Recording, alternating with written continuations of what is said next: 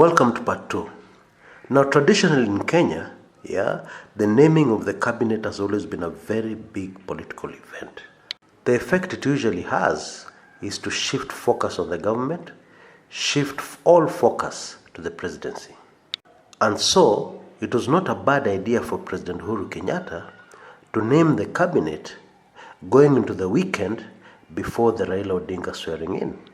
The whole idea was to take away the impact from the swearing in, to make the swearing in look like a silly idea, a ridiculous idea, because there's a government in place, and this government is now has now named a cabinet, a very important step towards the stability of this government, a very important step towards the launch of the programs of this government based on the promises they've given to the electorate.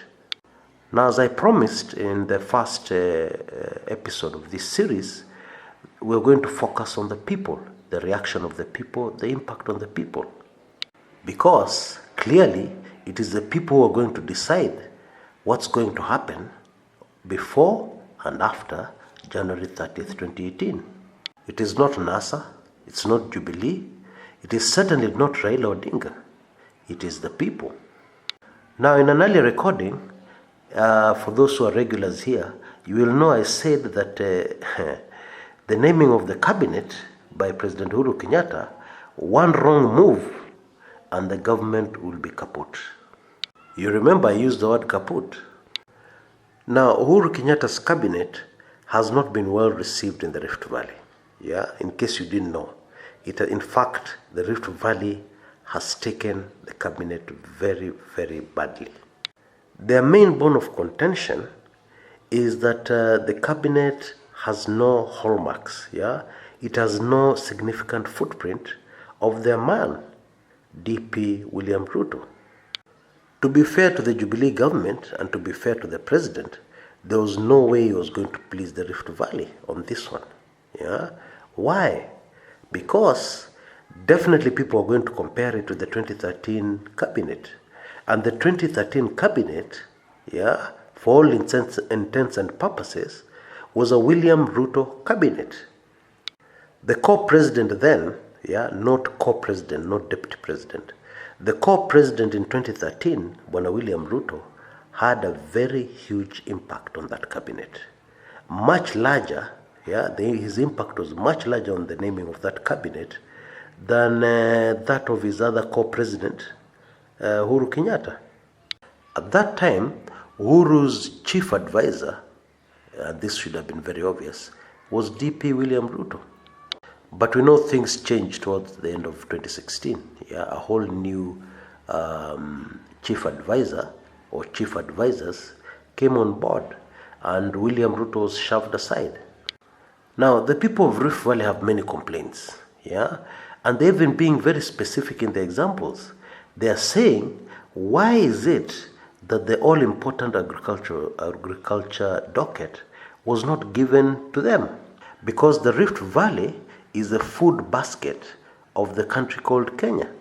They're asking, why is it that Bwana Munyez was given the energy docket, and he comes from the Turkana oil-producing region, It stands to reason, according to them, that since Bwana Munyez was given energy and is from Turkana, the oil-producing place, then the Rift Valley should also have been given agriculture, which belongs to them.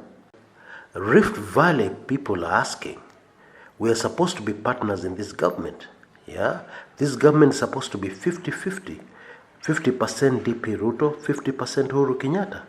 And indeed, as a Jubilee government prepares to hand over power to DP Ruto, as per the agreement, as per the contract, as per what was agreed on in 2013, the expectation of Rift Valleyans, if I can call them that, is that the government should have been in fact 60% or even 70% William Ruto and 30% Uhuru Kenyatta, because he's serving his last term. But then, what has happened, according to the Rift Valleyans, is that the cabinet named is 5% William Ruto and 95% Uhuru Kenyatta. That's not fair. Indeed, it is now a very clear confirmation to them that their man has been dumped, that the other party will not honor the agreement they had for 2022 for the man DP William Ruto. And so, a very good strategy, a smart strategy according to me, of naming the cabinet when it was named, did not quite work out. In fact, what it has done, it has exposed the Jubilee government very, very badly, and it has shown very clearly that this is a government that's very, very vulnerable. On the eve of the planned swearing in of Raila Odinga, when the government should look strong, solid, and stable, the very opposite is coming out. It looks extremely shaky because we know that the two major foundation stones that are holding up Jubilee are two communities, the House of Mumbi and the Kalenjin. And on the eve of the swearing in of Raila Odinga, you don't want the stone that is the Kalenjin nation trembling or shaking, And so, if I was Uhuru Kenyatta, I'd be very, very worried. And the president being worried is not good news, far from it. Because when people are worried, it's very easy for them to become desperate. And when they become desperate, they make desperate moves. And desperate moves are not always the best decisions. If you get my drift. More so, desperate moves desperate decisions that have to do with the swearing in of Raila Odinga.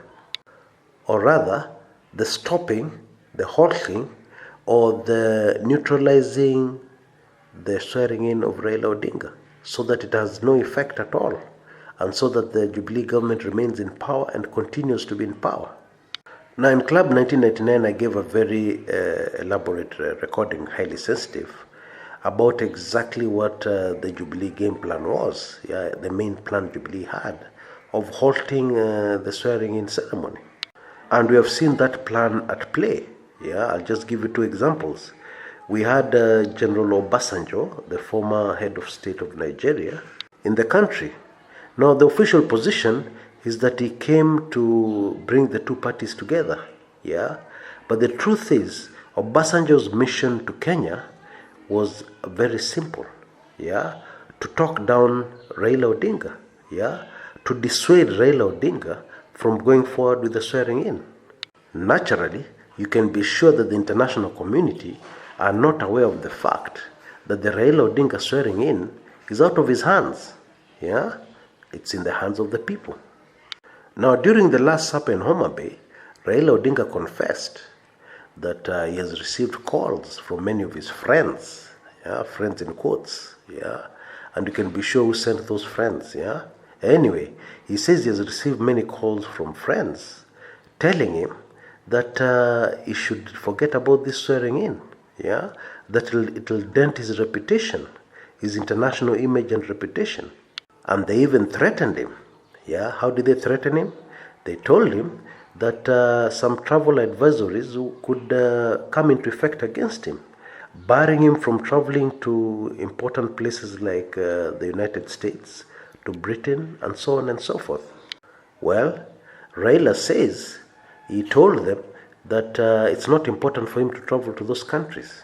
He will stay in Kenya. He's happy in Kenya. He does not need to travel out of the country. Poor Raila. Wanawekea huyu mzee pressure, and it's out of his hands. They're putting pressure on Raila Odinga, and yet this swearing in business is out of his hands. Really, truly, honestly speaking, it is completely out of his hands. In whose hands is it? It's in the hands of the people of Kenya.